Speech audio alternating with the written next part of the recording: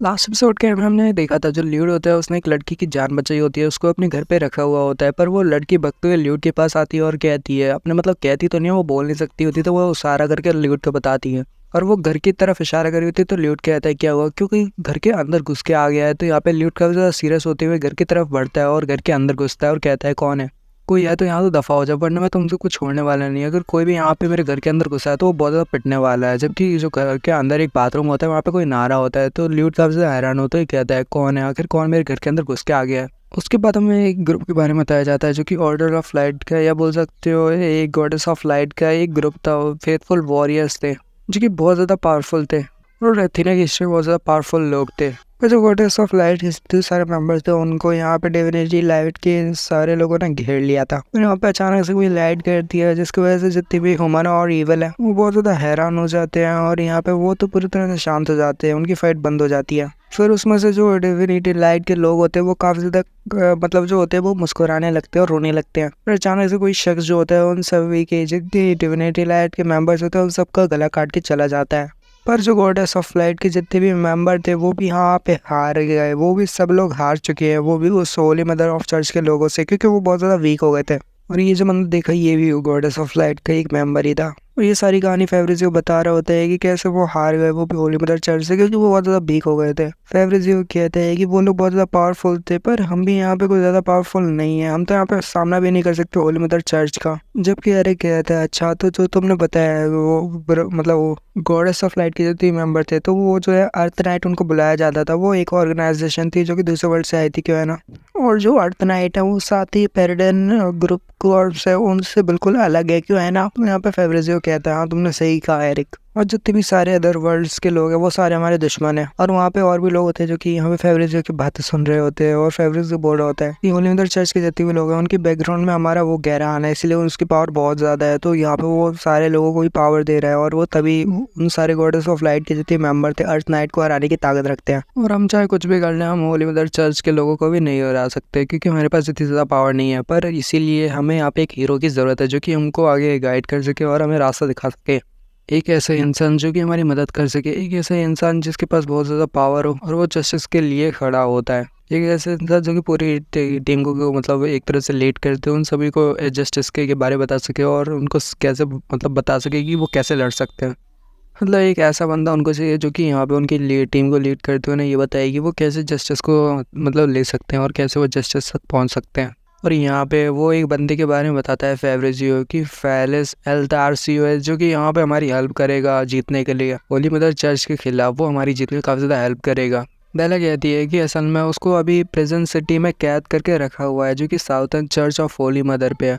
उसको पूरी तरह से कैद करके रखा हुआ है, हमें वहाँ से उसको रेस्क्यू करना होगा और उसकी जान को बचाना होगा। जो जैंग लूजिंग है वो उसका मिशन है उसको छुड़वाना। और यहाँ पे जो हमारा एरिक होता है वो कहता है जैंग लूजिंग, और उसके पीछे भी उसको कुछ ना कुछ कारण रहा होगा इसीलिए उसने मुझसे ऐसा बर्ताव किया। उसके बाद एरिक को दिखाते हैं जो कि उसी बड़ी मौसी के जो है अंदर जा रहा होता है जिससे वो पहुंच सके वो साउथर्न होली मदर चर्च के उसी साउथर्न चर्च पे, जहाँ पे जाके वो फैले सल्तार से जिसको वो छुड़ाना चाहते हैं। तो यही हमारे जो फेब्रिजियोस का मिशन है। फेब्रिजियो कहते हैं एरिक तुम्हारे पास मैप तो होगा ही नहीं ना। और वैसे तुम्हारा बहुत ज़्यादा शुक्रिया एरिक तुम्हारी हमारी इतनी मदद करने के लिए। और मैं सिंसियरली तुमसे सॉरी भी बोलना चाहता हूँ कि मैंने तुम सबको इसमें घसीट दिया एरिक, कि तुम एक नॉर्मल सी ज़िंदगी जीना चाहते थे बट मैंने तुमको इस सब में फिर से घसीट दिया। पर हाँ जब ये पूरा मैटर खत्म हो जाएगा तो मैं तुमसे वादा करता हूँ तो तुम्हारे लिए एक आइडेंटिटी बता दूंगा जिससे तुम यहाँ पे नॉर्मल ज़िंदगी जी सको। तो एरिक कहते हैं तुम्हारा शुक्रिया। जब मैप की चिंता मत करना क्योंकि मैप मेरे पास है, मेरे पास एक गाइडलाइन है जो कि मेरी हेल्प करेगी और वहीं पर उसकी जो गाइडलाइन होती है उसे रास्ता बता रही होती है। फिर उसे हैरान होता है और कहता है गाइडलाइन, और बेला कहती है कि वाकई में तुम्हारे पास कैसी टेक्नोलॉजी है, मुझे तो यकीन ही नहीं हो रहा कि वाकई में तुम्हारे लिए ठीक रहेगा और तुम इस पर यकीन कर सकते हो। अरे कहते चंदा मत करो, मुझे भी नहीं पता कि आखिर ये गाइडलाइन ठीक करी है या नहीं, बट मैं बहुत ज़्यादा क्यूरियस हूँ जानने के लिए कि आखिर ये गाइडलाइन ठीक भी कह रही है कि नहीं, क्या वाकई में गाइडलाइन मुझसे झूठ कह रही है। मैं भी ये जानने के लिए बहुत ज़्यादा क्यूरियस हुआ। इसके साथ ही खाते वो जब वो यहाँ पे पहुँचता है southern church of Holi mother पे, तो वहाँ पे जाके वो जो है टनल के जरिए एक नीचे की जगह पे चला जाता है। और ये वही सीन होता है जब सीनियर गुस्सा हो रहा होता है और सबसे कह रहा होता है कि साफ करो इस मॉन्स्टर ने जो भी किया है। और वही जो एरिक होता है टनल के जरिए नीचे आ जाता है। जो टनल जो होती है पूरी जगह से कनेक्टेड होती है और एरिक का मिशन है कि यहाँ पे उसे पहुँचना है, जितनी जल्दी हो सके उसे पहुँचना है फेलिस एल्टारसियो के पास, जिससे वो जो है जाके छुड़ा सके प्रेजेंट सिटी से। वहीं पे जब एरिक जो होता है उस टनल के अंदर गिरता है तो वहाँ पे बहुत सारे घूल्स टाइप के मॉन्स्टर होते हैं जिनके पास दिमाग नहीं होता, वो बिल्कुल पागल ज़ॉम्बी की तरह के होते हैं। एक तरह से ज़ॉम्बी मान लो, घूल्स होते हैं वो। ऐसे क्रिएचर होते रहती है ना जो भी बहुत ज़्यादा पावरफुल होते हैं, बट यहाँ पे वो एरिक की तरफ आगे बढ़ते हैं और उनकी वीकनेस लाइट होती है। बट उसमें से एक जब एरिक की तरफ बढ़ते हैं तो एरिक अपने हाथ से उसको पिचका देता है, उसके सिर को पिचकाते हुए ज़मीन में मारता है। उसका प्रेशर काफ़ी ज़्यादा होता है जिसकी वजह से वो जो गोल्स मॉन्स्टर होता है वो वहीं पर मर जाता है। और एरिक कहता है उठते हुए कि गॉडेस ऑफ लाइट और साथ ही जितनी भी गॉडेसेस हैं वो यहाँ पे कुछ नहीं कर पा रही, वो अपने काम को ठीक से नहीं कर पा रही। एक तो हमें यहाँ पे चर्च ऑफ होली मदर को पूरी तरह से खत्म करना है जिससे वर्ल्ड तो पूरी तरह से नॉर्मल हो जाए, और मुझे यहाँ प्योरीफिकेशन टैंक को पूरी तरह से क्लीन करना है जिससे मैं यहाँ पे जब जो मुसीबत है उसको जड़ से उखाड़ सकूँ, और वो भी इस डैमेज गाइडलाइन के साथ। उसके बाद दिखाते हैं उसके सामने बहुत सारे गोल्स मॉन्स्टर होते हैं जो कि उसकी तरफ आगे बढ़ रहे होते हैं। नेक्स्ट सीन हमारे उसका होता है ल्यूट का, जो कि उस बंदी के सामने बैठे हुआ होता है जो लड़की उसके बाथरूम में नहा रही होती है और बिना पूछे उसके घर में घुस गई होती है, जबकि वो क्यूट सी बच्ची जो कि उसकी तरफ देख रही होती है कि आखिर ये लड़की है कौन। और साथ ही ल्यूट भी उसकी तरफ देख रहा होता है कि आखिर ये लड़की है कौन, और कहते हैं एक्सक्यूज मी आखिर तुम हो कौन, मुझे तुम्हारे अपीयरेंस को देख के तो लगता है कि तुम बिल्कुल भी कोई प्रिजनर तो नहीं हो, और मुझे लगता है कि तुम किसी तरह की प्रिजनर हो, आखिर तुम हो कौन, मुझे बताओ आखिर तुम हो कौन। और यहाँ पे वो लड़की कहती है इंटरेस्टिंग, और ल्यूट कहता है क्या कहा तुमने, मुझे समझ नहीं आया। तो वो यहाँ पे ल्यूट के बारे में चीज़ें बताती है जैसे कि ल्यूट का जो हाथ है वो कैसे ये सब हुआ, और ल्यूट की जो है बैकग्राउंड उसको पता होती है।